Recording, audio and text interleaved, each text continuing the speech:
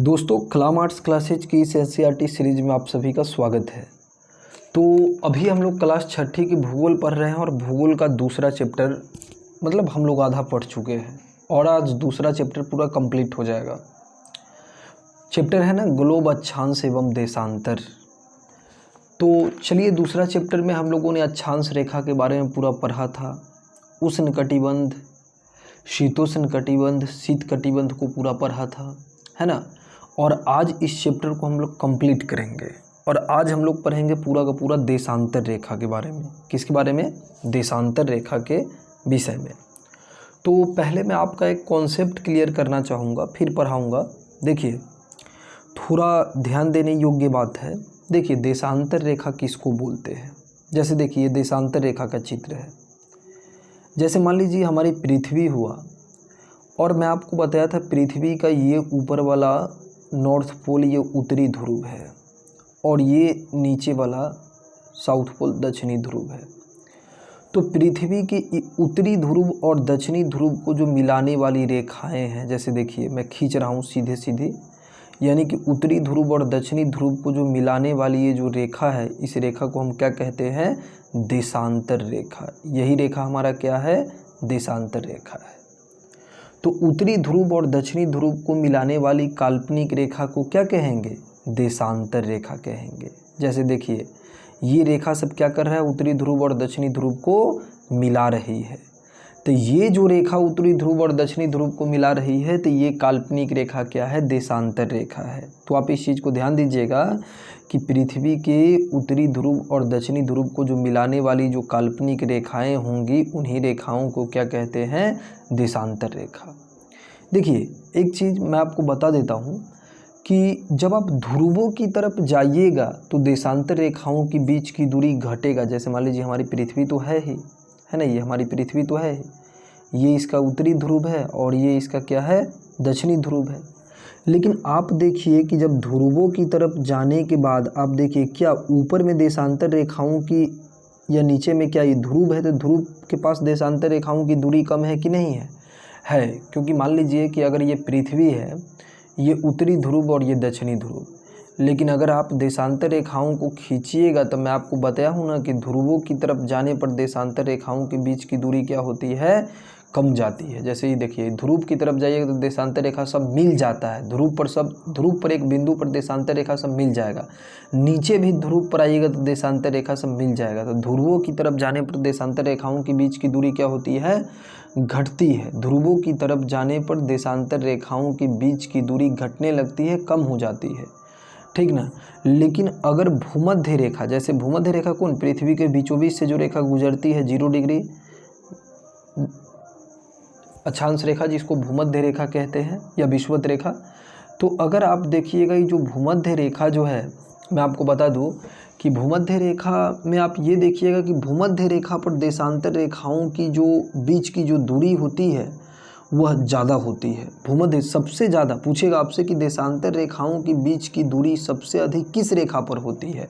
तो भूमध्य रेखा पर होती है। देखिए ये सब बीच वाला जो भूमध्य रेखा, तो बीच में तो देशांतर रेखाओं के बीच की दूरी सबसे ज़्यादा है, आप देख रहे हैं ना। तो मतलब भूमध्य रेखा पर देशांतर रेखाओं के बीच की दूरी सबसे अधिक होती है। कितनी होती है जानते हैं? आपको मैं बता दूं 111.32 किलोमीटर भूमध्य रेखा पर। क्योंकि देखिए यहाँ पर तो सबसे ज़्यादा होगा ना, इस बीच में तो इस बीच समय तो सबसे ज़्यादा होगा। तो भूमध्य रेखा पर क्या होगा है? देशांतर रेखाओं के बीच की दूरी सबसे अधिक होती है। लेकिन ध्रुव पर तो सबसे कम होता है। जो जो ऊपर जा रहा है इसके बीच की दूरी कम हो रही है, नीचे आ रहा है इसके बीच की दूरी कम हो रही है। तो भूमध्य रेखा, तो इस चीज़ को आप ध्यान दीजिएगा कि ध्रुवों पर देशांतर रेखाओं के बीच की दूरी सबसे कम होती है। ध्रुव पर सभी देशांतर रेखाएं, चाहे उत्तरी ध्रुव हो या दक्षिणी ध्रुव हो, ध्रुवों पर सब देशांतर रेखा मिल जाती है। और भूमध्य रेखा पर देशांतर रेखाओं के बीच की दूरी, आपसे पूछेगा कि दो देशांतर रेखाओं के बीच की दूरी सबसे ज़्यादा कहाँ होती है? तो भूमध्य रेखा पर। कितना किलोमीटर? तो 111.32 किलोमीटर।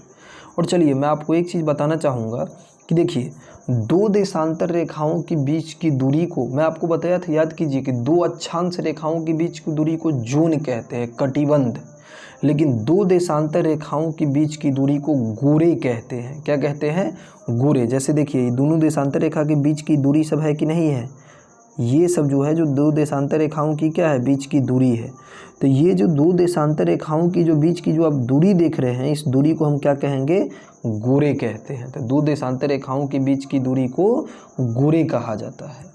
चलिए अब मैं आपको एक बात बताना चाहूँगा कि देखिए, देशांतर रेखा से तो हम समय का निर्धारण करते हैं, देशांतर रेखा से हम समय के बारे में पता लगाते हैं। देशांतर रेखा जैसे अक्षांश रेखा क्या करता है, दूरी या स्थिति को बताता है, लेकिन देशांतर रेखा समय का निर्धारण करने के लिए हम देशांतर रेखा का प्रयोग करते हैं।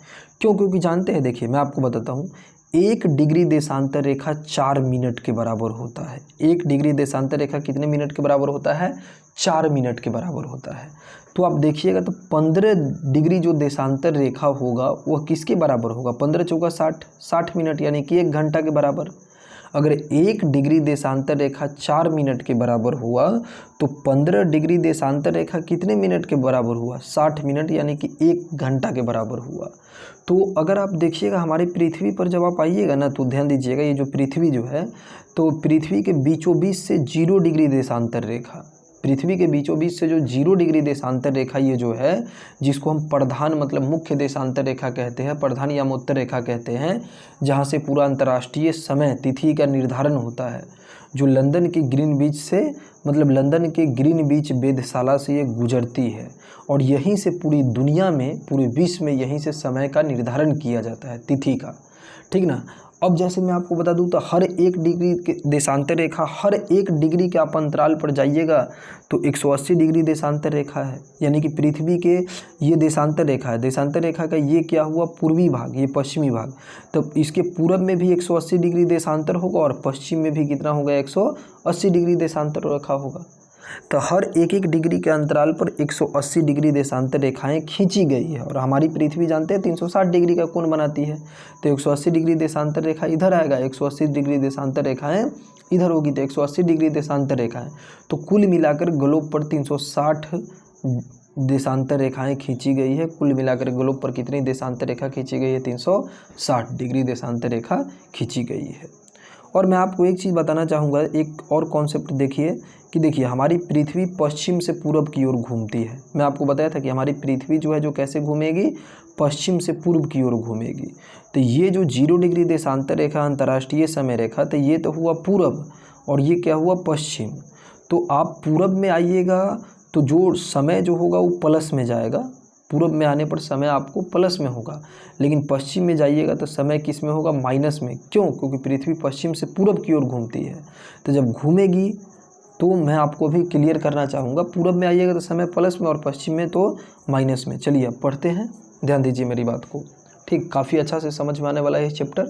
तो क्योंकि पृथ्वी 24 घंटे में अपने अक्ष पर 360 डिग्री का चक्कर लगाती है, अर्थात 1 डिग्री दूरी तय करने में उसको 4 मिनट का समय लगेगा, तो इसीलिए माना जाता है कि 1 डिग्री देशांतर रेखा 4 मिनट के बराबर होती है। और चलिए ध्यान दीजिए, देशांतर रेखा क्या है, मैं आपको बता ही दिया हूँ कि देशांतर रेखा क्या है। देखिए, किसी स्थान की स्थिति को बताने के लिए उस स्थान के अक्षांश रेखा के अतिरिक्त, यानी कि अक्षांश रेखाओं के अलावा कुछ और जानकारियों की आवश्यकता होती है। आप देख सकते हैं कि प्रशांत महासागर में स्थित टोंगा द्वीप, ध्यान देना मेरी बात को, यहाँ पर कहा जा रहा है कि आप देख सकते हैं कि प्रशांत महासागर में स्थित टोंगा द्वीप और हिंद महासागर में स्थित मॉरिशस द्वीप, यानी कि प्रशांत महासागर में स्थित टोंगा द्वीप और हिंद महासागर में स्थित मॉरिशस द्वीप एक ही अक्षांश 20 डिग्री दक्षिणी मतलब पर स्थित है।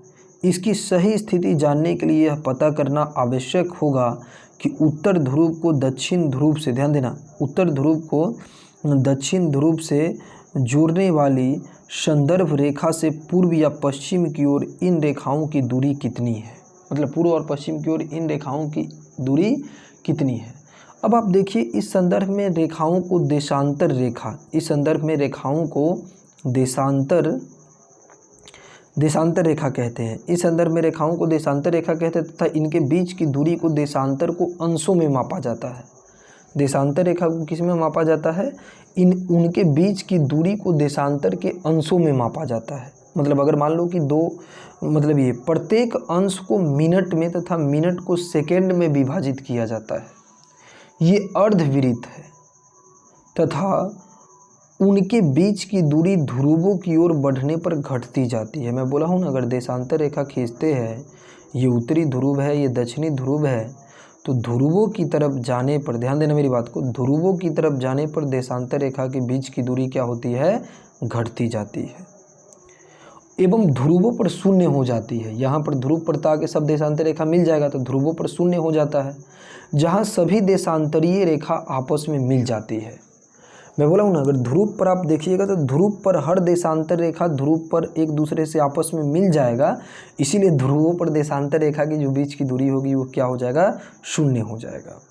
चलिए आगे चलिए, ध्यान दीजिए मेरी बात को कि अक्षांश रेखाओं से भिन्न सभी देशांतरीय रेखाओं की लंबाई समान होती है। देखो, अगर अक्षांश रेखा, मैं बोला था ना, अक्षांश रेखा की जो भिन्न, अक्षांश रेखा ऐसे होगा, मतलब अक्षांश रेखा को आप ध्रुवों की तरफ जाइएगा तो इसकी लंबाई कम हो जाती है। अक्षांश रेखा ध्रुव पर छोटा होता है ध्रुवों की तरफ, लेकिन देशांतर रेखा नहीं। देशांतर रेखा की लंबाई जो होगी वो हमेशा क्या होगा, समान होगा, क्योंकि आप देखते हैं कहीं भी देशांतर, सब देशांतर रेखा समान रूप से, तो इसीलिए मतलब बोलता है देशांतर रेखाओं की जो लंबाई जो होगी वो समान होगी, इसलिए इन्हें सिर्फ मुख्य संख्याकों में व्यक्त करना कठिन था। तब सभी देशों ने निश्चय किया कि ग्रीनविच, मैं आपको यही बता रहा था कि 0 डिग्री देशांतर रेखा जो ग्रीनविच जहां ब्रिटिश राजकीय वेधशाला में स्थित है। ये ग्रीनविच कहाँ स्थित है, लंदन के पास राजकीय वेधशाला में स्थित है ये ग्रीनविच। जहां ग्रीनविच राजकीय वेधशाला में स्थित है से गुजरने वाली यामोत्तर से पूर्व गुजरने वाली देशांतर रेखा से पूर्व और पश्चिम की ओर गिनती शुरू की जाए। इस रेखा को प्रमुख यामोत्तर रेखा, प्रमुख देशांतर रेखा मानते हैं। इसका मान 0 डिग्री देशांतर है। तो हम जो अंतर्राष्ट्रीय समय रेखा मानते हैं, इसको 0 डिग्री देशांतर रेखा को हम क्या मानते हैं, अंतर्राष्ट्रीय समय रेखा मानते हैं, जो आपको लंदन के पास ग्रीनविच वेधशाला से क्या होती है, गुजरती है, और यहीं से हम पूरी दुनिया में समय का निर्धारण करते हैं। तो यामोत्तर को प्रमुख रेखा माना जाएगा। इसका मान 0 डिग्री देशांतर है तथा यहाँ से हम 180 डिग्री पूर्व और 180 डिग्री पश्चिम तक गणना करते हैं। क्योंकि देखो, अगर 0 डिग्री देशांतर लंदन की ग्रीनविच से गुजरेगी, है ना, तो यहाँ से तो 0 डिग्री देशांतर रेखा हो जाएगी, अंतर्राष्ट्रीय समय रेखा हुआ। इसके पूर्व में भी 180 डिग्री देशांतर होगा और इसके पश्चिम में भी क्या होगा, 180 डिग्री देशांतर होगा। यही कहने का मतलब है कि इसका मान 0 डिग्री देशांतर है। यहाँ से हम 180 डिग्री पूर्व में और 180 डिग्री पश्चिम तक गणना करते हैं। प्रमुख देशांतर रेखा तथा 180 डिग्री यामोत्तर मिलाकर पृथ्वी को 2 भागों में बांटता है, एक पूर्वी गोलार्ध एवं पश्चिमी गोलार्ध में। पृथ्वी को पूर्वी गोलार्ध में और एगो पश्चिमी गोलार्ध में बांटेगा, है ना। ये आपको क्या आ जाएगा, पूर्वी गोलार्ध और ये पश्चिमी गोलार्ध में विभक्त करता है ना। ये पूर्वी गोलार्ध और ये पश्चिमी गोलार्ध में। इसीलिए किसी स्थान के देशांतरीय के आगे, ध्यान देना, इसीलिए किसी स्थान के देशांतर के आगे पूर्व के लिए पूर्वी देशांतर और पश्चिम के लिए पश्चिमी देशांतर का उपयोग करते हैं। यह जानना रोचक होगा कि 180 डिग्री पूर्व और 180 डिग्री पश्चिम देशांतर एक ही रेखा पर स्थित है, बिल्कुल एक ही रेखा पर है। ये बीच वाला रेखा, इधर देखो, ये पूर्वी देशांतर है और यह है पश्चिमी देशांतर, और दोनों एक ही रेखा पर होगा। क्योंकि देखो, ये 30 डिग्री पूर्वी देशांतर भी एक अक्षांश रेखा पर है और ये 30 डिग्री पश्चिमी देशांतर, 30 डिग्री पूर्वी देशांतर भी एक अक्षांश पर है और 30 डिग्री पश्चिमी देशांतर भी क्या है, एक ही अक्षांश पर है। तो यह जानना आगे, मतलब आप देखिएगा, यह जानना रोचक होगा कि 180 डिग्री पूर्वी और 180 डिग्री पश्चिमी यामोत्तर एक ही रेखा पर स्थित है। चलिए अब आगे चलते हैं। अब देखिए कि अब ग्लोब पर अक्षांश यानी कि अक्षांश रेखाओं एवं देशांतर रेखाओं के बीच, अक्षांश रेखाओं और देशांतर रेखाओं के द्वारा बनी ग्रिड को देखो। ग्रिड किसको बोलते हैं जानते हो? देखो, मैं तुमको बताना चाहता हूँ ग्रिड। देखो, ये तो हो गया पूरा ग्लोब, ये पूरा ग्लोब हो गया, और आप जानते हो इस ग्लोब में अगर ऐसे रेखा खींच देंगे बीचों, तो ये क्या हो जाएगा, अक्षांश रेखा। और ऐसे खींच देंगे तो उत्तरी ध्रुव से दक्षिणी ध्रुव को मिलाएंगे तो देशांतर रेखा होगा। और ग्लोब पर ये जो अक्षांश और देशांतर रेखा का ये जो संरचना होगा इसको हम क्या कहते हैं, ग्रिड कहते हैं। क्या कहते हैं, ग्रिड। एक बार फिर मैं आपको समझा देता हूँ ग्रिड क्या है। देखिए ये पृथ्वी है, ये उत्तरी ध्रुव है, ये दक्षिणी ध्रुव है, इसके बीचों बीच से हम 0 डिग्री भूमध्य रेखा खींच दिए, अक्षांश रेखा। अब अक्षांश रेखा खींच दीजिए, अक्षांश रेखा, ये अक्षांश रेखा हो गया। अब उत्तरी ध्रुव से दक्षिणी ध्रुव को मिलाने के लिए कौन सी रेखा खींच दीजिए, देशांतर रेखा। तो ये जो आकार हो गया ना, ये मॉडल जो तैयार हुआ संरचना, ये इस पूरा को हम ग्रिड कहते हैं। इस पूरा को क्या कहेंगे, ग्रिड कहेंगे। चलिए, तो यहाँ पर यही कहा जा रहा है, ग्रिड को देखो। अगर आपको किसी स्थान के अक्षांश और देशांतर की सही जानकारी हो तो ग्लोब पर आप उस स्थान का पता आसानी से लगा सकते हैं। उदाहरण के लिए मान लो कि असम में धुबरी 26 डिग्री उत्तरी अक्षांश एवं 90 डिग्री पूर्वी देशांतर पर स्थित है। अब उस बिंदु को देखो जहाँ ये दोनों रेखाएं एक दूसरे को काटती है, तो यह बिंदु धुबरी की जो होगा सही स्थिति होगा। बिल्कुल सही। अगर आप अक्षांश रेखाओं को देखिएगा और देशांतर रेखा जहाँ पर काटती है तो उसका आप सही स्थिति का अनुमान लगा सकते हैं।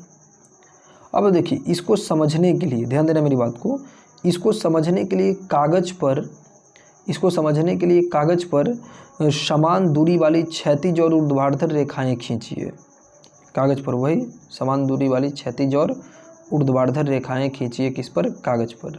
चलो, ऊर्ध्वाधर और क्षैतिज रेखाएं खींचिए, है ना। और क ख ग, मान लो कि कागज़ पर क ख ग घ अंग क्या है, अक्षरों को व्यक्त करो। जैसे मान लो कि क ख ग अक्षरों को व्यक्त करो, जैसे ऐसे मान लो रेखा खींच दो, ऊर्ध्वाधर और क्षैतिज रेखा, कहीं पर क लिखो, ख ग घ अंग या कोई भी। देखो, अक्षरों को व्यक्त करें। जिन बिंदुओं पर ये ऊर्ध्वाधर और क्षैतिज रेखाएं एक दूसरे को काटती है वहाँ कुछ छोटे वृत्त को भी आप खींचिए। इन छोटे वृत्त को अ ब स द नामों से व्यक्त कीजिए। मान लीजिए कि ऊर्ध्वाधर रेखाएं पूर्वी देशांतर एवं क्षैतिज रेखाएं उत्तरी अक्षांशों को व्यक्त करती है। किसको व्यक्त करती है, उत्तरी अक्षांशों को व्यक्त करती है। ठीक, ये आपको प्रयोग करने के लिए बोला गया है, आप कर सकते हैं, इसको करके देख सकते हैं। देखिए, ये है ग्रीनविच अंतर्राष्ट्रीय समय रेखा। ये अंतर्राष्ट्रीय समय रेखा आप देख रहे हैं, GMT, ये अंतर्राष्ट्रीय समय रेखा है ना। बीचों बीच से जो ये बीच वाला, ये अंतर्राष्ट्रीय समय रेखा है, ग्रीनविच GMT अंतर्राष्ट्रीय समय रेखा है जो 0 डिग्री देशांतर, इसको हम मानते हैं। क्या मानते हैं, 0 डिग्री देशांतर। तो ये अंतर्राष्ट्रीय समय रेखा, इसको हम 0 डिग्री देशांतर रेखा मानते हैं, है ना। जहाँ से अंतर्राष्ट्रीय समय रेखा ये लंदन के पास ग्रीनविच वेधशाला से देख रहे हैं ना, गुजर रही है। इसके पूरब में आप आ जाइएगा तो इसके पूरब में भी 180 डिग्री देशांतर है और इसके पश्चिम में भी क्या है, 180 डिग्री देशांतर है, खींचा गया। अब आप देखिए, पृथ्वी पश्चिम से पूरब की ओर घूमती है, तो आप इधर आइएगा तो प्लस होते जाएगा और इधर आइएगा तो माइनस होगा, इधर आइएगा तो माइनस होगा। जैसे कि देखिए, यहाँ पर देख रहे हैं आप, यहाँ पर आइएगा तो प्लस होगा, इधर 1-1 डिग्री के अंतराल पर आइएगा तो प्लस होगा और इधर आपको माइनस होगा। जैसे देखिए, यहाँ पर एक चीज़ दिया गया है, हमारा देश भारत, देखिए यहाँ पर भारत है, हमारा भारत जो है जो पूर्वी देशांतर में है। भारत क्या है, पूर्वी देशांतर में है। और भारत पर से आप ले लीजिए, इधर में आपको, इधर भारत तो पूर्वी देशांतर में है, और आप ले लीजिए भारत से आगे इधर अमेरिका को। अमेरिका तो आपको पश्चिमी देशांतर में आता है।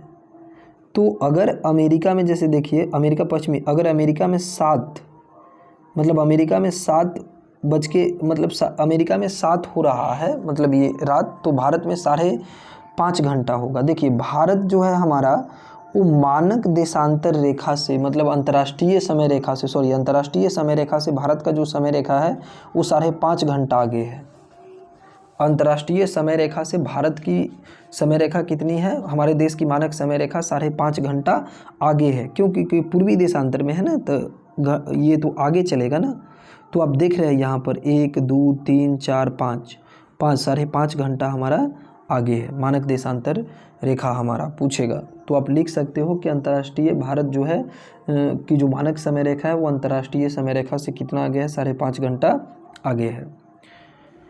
चलिए, अब आ जाइए आप ध्यान दीजिएगा मेरी बात को। आप देखेंगे कि वृत्त अख उत्तरी अक्षांश और पूर्वी देशांतर में स्थित है, ये तो प्रयोग करने वाली चीज़ है, इसको हटाइए। देखिए देशांतर और समय, देशांतर और समय। देखिए समय को मापने का सबसे अच्छा साधन पहले तो पृथ्वी, चंद्रमा और ग्रह ही था, ग्रह की गति। सूर्योदय एवं सूर्यास्त प्रतिदिन होता है, तो स्वाभाविक ही है कि यहाँ पूरे विश्व में समय निर्धारण का सबसे अच्छा साधन है। स्थानीय समय का अनुमान सूर्य के द्वारा बनने वाली परछाई से लगाया जा सकता है, जो दोपहर में सबसे छोटी, सूर्य की जो जानते हैं, पहले लोग सूर्य की रोशनी को देख करके समय का निर्धारण कर लेते थे। क्यों? क्योंकि अगर आप दोपहर में, ध्यान देना, दोपहर 12 बजे सूर्य की जो परछाई होगी वो सबसे छोटी होगी। क्योंकि दोपहर में, ध्यान देना इस बात को, मेरी बात को, कि आप दोपहर में सबसे छोटी होगी सूर्य की परछाई, एवं सूर्योदय तथा सूर्यास्त के समय सबसे लंबी होगी। सूर्योदय और सूर्यास्त के समय क्या होगा? सबसे लंबा होगा। इस चीज़ को ध्यान देने वाली बात है। देखिए ग्रीनविच पर स्थित प्रमुख यामोत्तर पर सूर्य जिस समय आकाश के सबसे ऊंचा बिंदु पर होगा, उस समय यामोत्तर पर स्थित सभी स्थान पर दोपहर होगा। चूँकि पृथ्वी पश्चिम से पूरब की ओर चक्कर लगाती है, अतः वे स्थान जो ग्रीनविच के पूर्व में है उसका समय ग्रीनविच समय से क्या होगा? आगे होगा, ये मैं आपको बताया हूँ। और जो पश्चिम में है उसका समय क्या होगा? ग्रीनविच के समय से पीछे होगा। जो पश्चिम में उसका समय क्या होगा? ग्रीनविच के समय से पीछे होगा। अब ध्यान देना मेरी बात को। समय के अंतर की दर की गणना निम्नलिखित विधि से की जाती है। पृथ्वी लगभग 24 घंटे में अपने अक्ष पर 360 डिग्री घूमती है, अर्थात वह 1 मिनट में 15 डिग्री और 4 मिनट में 1 डिग्री घूमती है। तो मैं आपको बताया हूँ ना कि जैसे 1 डिग्री देशांतर रेखा कितने मिनट के बराबर होगा? 4 मिनट के बराबर होगा ना, 4 मिनट के बराबर होगा 1 डिग्री देशांतर रेखा। इस प्रकार जब ग्रीनविच में दोपहर के 12 बजते हैं, तब ग्रीनविच से 15 डिग्री पूर्व में समय होगा 15 गुने 4 यानी कि 60 मिनट, अर्थात ग्रीनविच के समय से 1 घंटा आगे होगा। अगर ग्रीनविच में दोपहर के 12 बजता है तो ग्रीनविच के समय से पूर्व में चले जाओगे तो 1 घंटा आगे होगा, और पश्चिम में चले जाओगे तो 1 घंटा पीछे होगा। ग्रीनविच के समय से 1 घंटा, अर्थात वहाँ दोपहर 1 बज रहा होगा। ठीक ना? दोपहर ग्रीनविच में अगर 12 बजता है, मान लीजिए कि देखिए ग्रीनविच जो है, ग्रीनविच में 12 बज रहा है, तो अगर पूर्व में 1 घंटा, तो पहले पूर्व में तो 1 घंटा आगे होगा, तो यहाँ पर दिन का 1 बजेगा। पूर्व में क्या होगा? दिन का 1 बजेगा। लेकिन ग्रीनविच से 15 डिग्री पश्चिम के समय में ग्रीनविच के समय से 1 घंटा पीछे होगा, यानी कि वहाँ सुबह के 11 बज रहे होंगे। इस प्रकार जब ग्रीनविच पर दोपहर के 12 बजे होंगे, उस समय 180 डिग्री पर मध्य रात्रि होगी। ठीक ना? जब ग्रीनविच पर दोपहर के 12 बज रहे होंगे, उस समय 180 डिग्री पर मध्य रात्रि होगी। जैसे देखिए मैं आपको बताता हूँ, ग्रीनविच जो समय रेखा जो होगा उसे मान लीजिए ग्रीनविच समय रेखा पर 12 बज रहा है दोपहर का, तो इसके पूर्वी देशांतर में आ जाइए। पूर्वी देशांतर में तो यहाँ पर एक मतलब यहाँ पर आइएगा 15 डिग्री, तो 1 घंटा आगे, यानी कि दिन का 1 बज रहा होगा। और यहाँ पर आइएगा तो क्या होगा? ये पीछे होगा ना, तो यहाँ पर 11 ही बज रहा होगा। देखिए किसी भी स्थान पर जब सूर्य आकाश में अपने उच्चतम बिंदु पर होता है दोपहर में, उस समय घड़ी में दिन के 12 बजते हैं। इस प्रकार घड़ी के द्वारा दिखाया गया समय उस स्थान का स्थानीय समय होगा। ठीक? कोई भी स्थान का स्थानीय समय जो होता है आप जानते हैं 12 बजे से ही हम उसका निर्धारण करते हैं। आप देख सकते हैं कि दिए गए देशांतरीय रेखाओं पर सभी स्थानों का स्थानीय समय समान होता है। हम मानक समय क्यों मानते हैं? देखो मानक समय माना क्यों जाता है? अगर आपसे पूछेगा कोई आदमी कि हम मानक समय रेखा क्यों मानते हैं, तो देखिए मानक समय रेखा वैसे देखिएगा तो पूरा दुनिया को 24 गो समय जोन में बांटा गया है। पूरा दुनिया को देखिएगा तो 24 गो समय जोन में बांटा गया है, लेकिन एक मानक समय रेखा मान लेते हैं, जिससे हम उस देश का मानक समय रेखा पूरा देश के बीचों बीच से खींची जाती है, देश के पूरे मध्य भाग से। मानक समय रेखा इसलिए मानते हैं ताकि पूरे देश की समय का क्या करें? निर्धारण। अलग अलग देशांतर पर स्थित स्थानों के स्थानीय समय में अंतर, ध्यान देना, स्थानीय समय में अंतर देखो, स्थानीय समय में अंतर होता है। उदाहरण के लिए बहुत से देशांतरों से होकर गुजरने वाली रेलगाड़ियों के लिए समय सारणी तैयार करना कठिन होगा। तो भारत में गुजरात के द्वारिका और असम के डिब्रूगढ़ के स्थानीय समय में लगभग 1 घंटा और 45 मिनट का अंतर होगा। तो मान लीजिए यहाँ पर कहा जा रहा है कि आसाम में और गुजरात में, आसाम के द्वारिका में और असम के डिब्रूगढ़ में और गुजरात के द्वारका, ये दोनों में 1 घंटा 45 मिनट का अंतर होगा। ये किसके कारण अंतर होगा? देशांतर रेखा के कारण अंतर हुआ। इसलिए आवश्यक है कि देश के मध्य भाग से होकर गुजरने वाली किसी देशांतर के स्थानीय समय को देश का मानक समय माना जाएगा। मैं यही ना आपको बताया हूँ, किसी भी देश का मानक समय रेखा जो होगा वह देश के पूरा बीच, जैसे मान लीजिए भारत है तो भारत का जो मानक समय रेखा है वो भारत के पूरा बीचों बीच से गुजरी है, तो मानक समय रेखा माना जाएगा। इस मानक समय रेखा को, स्थानीय समय को पूरे देश का मानक समय माना जाता है। मानक समय रेखा पूरे देश का मानक समय रेखा होता है। भारत में 82.5 डिग्री पूर्वी देशांतर को मानक समय रेखा माना गया है। ये जो देख रहे हैं हमारे देश में देख रहे हैं ना, भारत का ये मानक समय रेखा है। 82.5 डिग्री पूर्वी देशांतर रेखा ये भारत का क्या है? मानक समय रेखा है, मानक समय रेखा माना गया है। इस देशांतर के स्थानीय समय को पूरे विश्व का मानक समय रेखा माना जाता है।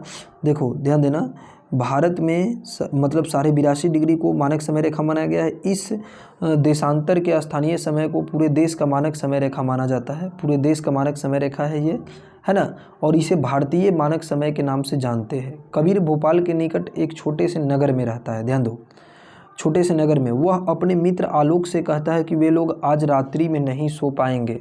भारत और इंग्लैंड के बीच एक क्रिकेट मैच लंदन में 2 बजे अपराह्न में शुरू होगा। अर्थात भारत के समयानुसार वह मैच जो होगा वह 7:30 बजे शुरू होगा। क्यों जानते हो? क्योंकि लंदन के ग्रीनविच में 2 बज रहा है। क्योंकि ये तो है, मान लो कि अगर यहाँ पर लंदन में अगर 2 बज रहा है और भारत 5:30, यहाँ पर जो है 5:30 घंटा तो आगे है ना समय रेखा से, तो वहाँ पर 2 बजेगा तो यहाँ पर कितना हो जाएगा? 2 में मतलब ये 5:30 जोड़ दो तो कितना? 7:30 हो जाएगा ना। तो 7:30, तो इसलिए देर रात्रि में समाप्त होगा। क्या आप जानते हैं कि भारत और इंग्लैंड के बीच समय में क्या अंतर है? अरे भाई, जब इंग्लैंड में 2 बज रहा है, इंग्लैंड में मान लो कि 2 बजे अपराह्न में वो मैच होगा, तो उस समय भारत में मतलब भारत में उस समय में शाम में 7:30 बजेगा। ये किसके कारण हुआ? देशांतर रेखा के कारण। देशांतर रेखा का ये अंतर है, 5.5 घंटा का अंतर है ना भारत मतलब ये इंग्लैंड में और भारत के मानक समय रेखा में, तो उसी के कारण ये अंतर है। देखो, भारत ग्रीनविच से पूर्व 82.5 डिग्री, भारत ग्रीनविच के पूर्व, ध्यान देना मेरी बात को, भारत ग्रीनविच के पूर्व 82.5 डिग्री पूर्व में स्थित है, बिल्कुल। तथा यहाँ का समय ग्रीनविच समय से 5.5 घंटा 5.5 घंटा आगे है, मतलब 5 घंटा 30 मिनट आगे है।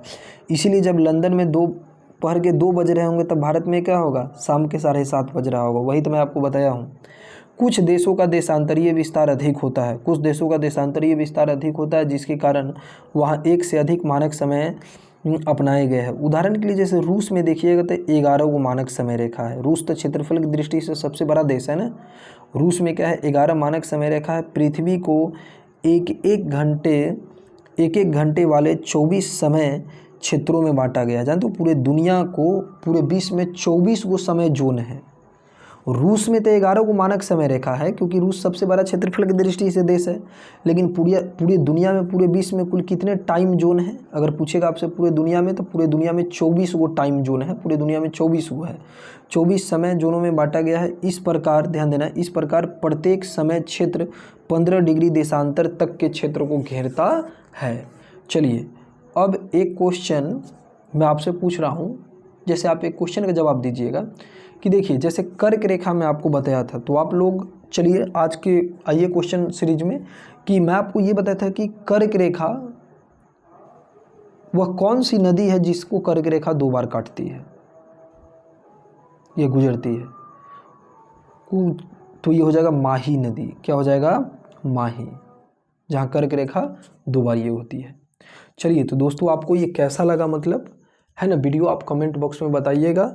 और इसके बाद हम लोग, अब मैं सोचता हूँ कि हर रविवार को ना आपको मैं स्पेक्ट्रम का मॉडर्न हिस्ट्री अब शुरू करूँ, आधुनिक भारत का इतिहास स्पेक्ट्रम से। तो चलिए ठीक है, अगर आपको वीडियो की ज़रूरत होगी तो आप बताइएगा। जी धन्यवाद।